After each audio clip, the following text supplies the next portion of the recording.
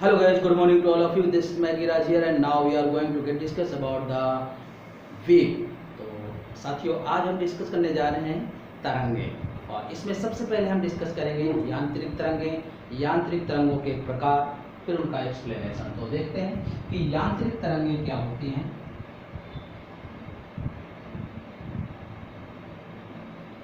यांत्रिक तरंगे मतलब किसी द्रव्यात्मक माध्यम में वह हलचल या विक्षोभ है, मतलब डिस्टरबेंस है, जो बिना अपना माध्यम बदले नियत चाल से आगे बढ़ती है, यांत्रिक तरंगे कहलाती है। देखिएगा, जैसे हम किसी द्रव में कंकड़ या पत्थर मारते हैं, जैसे तालाब है तो उसमें स्थिर द्रव होता है, तो उसमें जैसे ही हम कोई पत्थर मारते हैं तो वो तरंगे इस तरीके से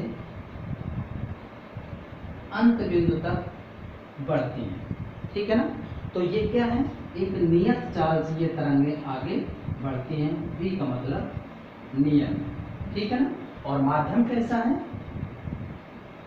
द्रव्य माध्यम, ठीक है ना। तो यांत्रिक तरंगे क्या हुई, किसी द्रव्यात्मक माध्यम में कोई विक्षोभ है या हलचल है जो बिना अपना माध्यम बदले एक नियत चाल से आगे बढ़ती रहती हैं, यांत्रिक तरंगे कहलाती हैं, ठीक है ना। तो देखिएगा, यांत्रिक तरंगों की बात करें अगर इसके गुणों की, तो यांत्रिक तरंगों में क्या, चाल नियत रहती है, माध्यम की आवश्यकता पड़ती है, माध्यम की आवश्यकता पड़ती है। जैसे द्रव माध्यम है तो द्रव माध्यम में संचरित हो रहे हैं, यानी कोई माध्यम है। तीसरा और बहुत इंपॉर्टेंट, ऊर्जा व संवेग का संचरण होता है। जब ये तरंगे संचरित होती हैं तो किसका, ऊर्जा और संवेग का संचरण होता है। और ये किसके कारण होता है, यह संचरण मतलब ऊर्जा और संवेग का संचरण प्रत्यास्थता तथा जड़त्व के गुण के कारण होता है। ये इसके खास बिंदु हैं, तो ध्यान रखिएगा कि यांत्रिक तरंगों के संचरण में ऊर्जा और संवेग का संचरण होता है और यह ऊर्जा और संवेग का संचरण प्रत्यास्थता और जड़त्व के गुण के कारण होता है, ठीक है। तो ये हैं यांत्रिक तरंगे और यांत्रिक तरंगों को दो भागों में बांटा गया है। यांत्रिक तरंगे जो हैं दो प्रकार की होती हैं। नंबर 1 अनुप्रस्थ तरंगे और नंबर 2 अनुदैर्ध्य तरंगे। अनुप्रस्थ तरंगे और अनुदैर्ध्य तरंगे। तो इनके बारे में डिस्कस करते हैं कि अनुप्रस्थ तरंगे क्या होती हैं। तो वे तरंगे जिनमें माध्यम के कण तरंग संचरण के अविलंबवत कंपन करते हैं। ध्यान रखिएगा, वे तरंगे जिनमें माध्यम के कण तरंग संचरण के अविलंबवत कंपन करते हैं, अनुप्रस्थ तरंगे कहलाती हैं। जैसे ये कोई रस्सी है और इसको जब आप एक सिरे से पकड़ करके इसको थोड़ा सा कंपन कराते हैं तो ये इस तरीके की हो जाएगी, ऐसे।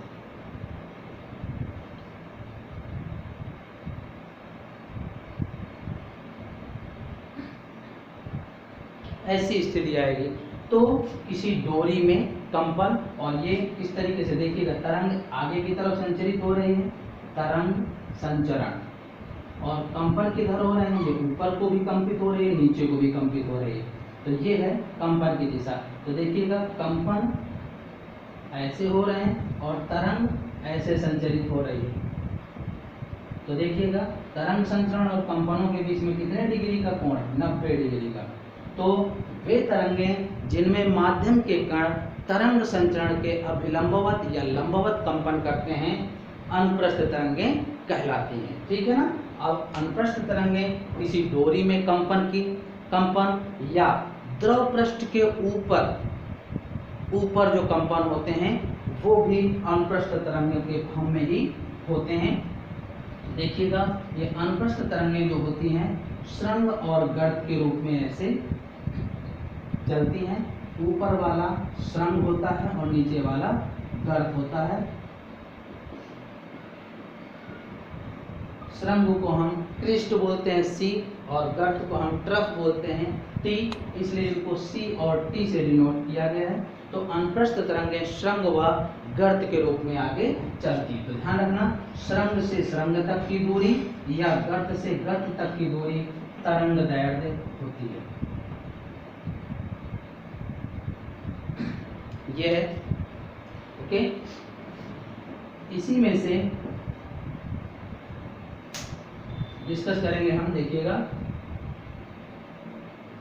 कि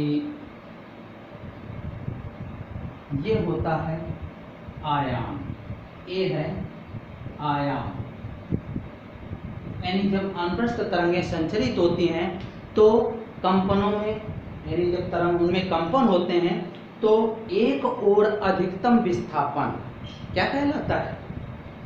आयाम कहलाता है। जब अनुप्रस्थ तरंगें संचरित होती हैं, अर्थात श्रृंग व गर्त के रूप में जब अनुप्रस्थ तरंगें संचरित होंगी तो एक और अधिकतम विस्थापन आयाम कहलाता है। और ये टी जो है आवर्तकाल है, यानी एक दोलन पूरा करने में, आधा ये और आधा ये, एक दोलन हुआ तो एक दोलन पूरा करने में लगा समय आवर्तकाल कहलाता है। तो ये हो गया टी, तो ये हो जाएगा T/2, तो इतना हो जाएगा T/4।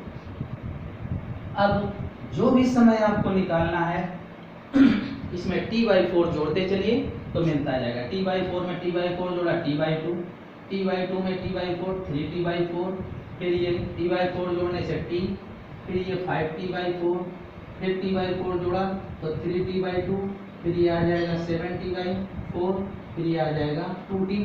ऐसे ये समय हम निकाल सकते हैं। आवृत्ति जो होती है m होती है, और ये होती है एक सेकंड में जितने दोलन होते हैं उन्हें आवृत्ति कहते हैं। ध्यान रखिएगा, एक सेकंड में हुए दोलनों की संख्या को आवृत्ति कहते हैं।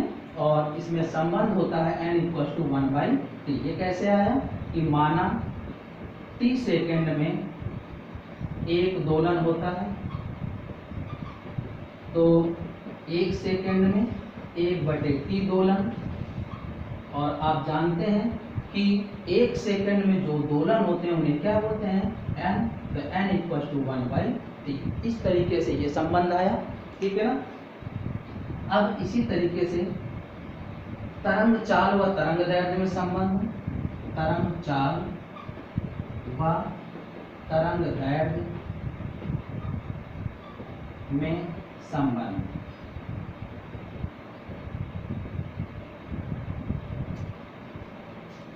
ठीक है ना।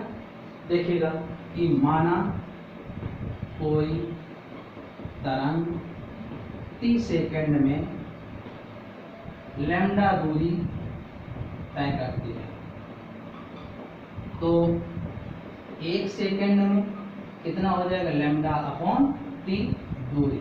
तो आप जानते हैं कि प्रति सेकंड चली गई दूरी तरंग चाल होती है, तो ये क्या हो जाएगी? तरंग चाल। और इसको हमने किससे डिनोट किया है? v से। तो v = λ/t या v = n λ हो जाएगा, ठीक है ना। तो ये तरंग चाल और तरंग दैर्ध्य में संबंध आ जाएगा कि माना कोई तरंग t सेकंड में लैम्डा दूरी तय करती है, तो एक सेकंड में कितनी दूरी तय करेगी? λ/t दूरी तय करेगी। और हम जानते हैं कि प्रति सेकंड चली गई दूरी चाल होती है, तो तरंग द्वारा प्रति सेकंड चली गई दूरी तरंग चाल होगी, जिसे हम v से व्यक्त किए हैं। तो v बराबर हो जाएगा λ/t, या 1/t की जगह आप लैम्डा लिख सकते हैं, ठीक है ना। तो ये हो जाएगी इस तरीके से अनुप्रस्थ तरंगों के लिए एक्सप्लेनेशन। और आइए अब हम डिस्कस करते हैं इसी क्रम में अनुदैर्ध्य तरंगें क्या होती हैं। तो अनुदैर्ध्य तरंगें वे तरंगें जिनमें माध्यम के कण तरंग संचरण की दिशा में कंपन करते हैं, ओके। जिनमें माध्यम के कण तरंग संचरण की दिशा में कंपन करते हैं अनुदैर्ध्य तरंगें कहलाती हैं। अनुदैर्ध्य तरंग तो ये हैं जिनमें माध्यम के कण तरंग संचरण के दिशा में ही कंपन करते हैं। जैसे किसी द्रव के अंदर, ठीक है ना, और स्प्रिंग में कंपन तो क्या है कि ये चलते हैं संपीड़न और विरलन के रूप में आगे चलते हैं। जैसे मान लीजिए कि ये कोई स्प्रिंग है, इस तरीके से है, और इसको खींच दें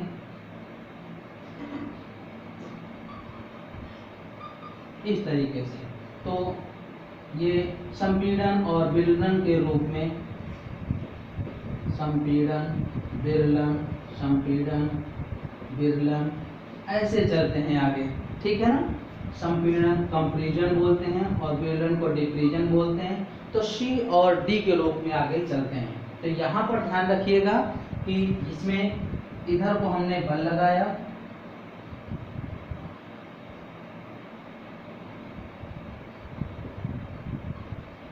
तो तरंग इधर ही को संचरित हो रही हैं और कंपन भी इधर ही को हो रहे हैं, ठीक है ना। तो ये कंपन और ये संचरण, तरंग का संचरण, तो दोनों एक ही दिशा में हो रहे हैं। थीटा 0 है, तो ध्यान रखिएगा दो अधिकतम यानी संपीड़नों के बीच की अधिकतम दूरी या दो विरलनों के बीच की अधिकतम दूरी, ये होती है तरंग दैर्ध्य। अब हर जगह संपीड़न से संपीड़न या विरलन से विरलन की दूरी तरंग दैर्ध्य नहीं होगी, ठीक है ना। इन्हीं दो संपीड़नों या विरलनों के बीच की अधिकतम दूरी, ये तरंग दैर्ध्य होगी, ठीक है ना। तो ध्यान रखिएगा अनुदैर्ध्य तरंगें वे तरंगें होती हैं जिनमें माध्यम के कण तरंग संचरण की दिशा में ही कंपन करते हैं, अनुदैर्ध्य तरंगें कहलाती हैं। जैसे जल के अंदर संचरित होने वाली तरंगें ये होती हैं अनुदैर्ध्य तरंगें, ठीक है ना। ध्यान रखिएगा जल के अंदर जो तरंगें संचरित होती हैं वो अनुदैर्ध्य तरंगें होंगी, और इनमें ये जो हैं संपीड़नों और विरलनों के रूप में आगे चलती हैं, यानी दो संपीड़नों या दो विरलनों के बीच की अधिकतम दूरी ही तरंग दैर्ध्य होती है। ओके, तो इस क्रम में हमने यहाँ पर पढ़ा अनुप्रस्थ तरंगें और अनुदैर्ध्य तरंगें क्या होती हैं और इनकी प्रॉपर्टीज के बारे में। ओके।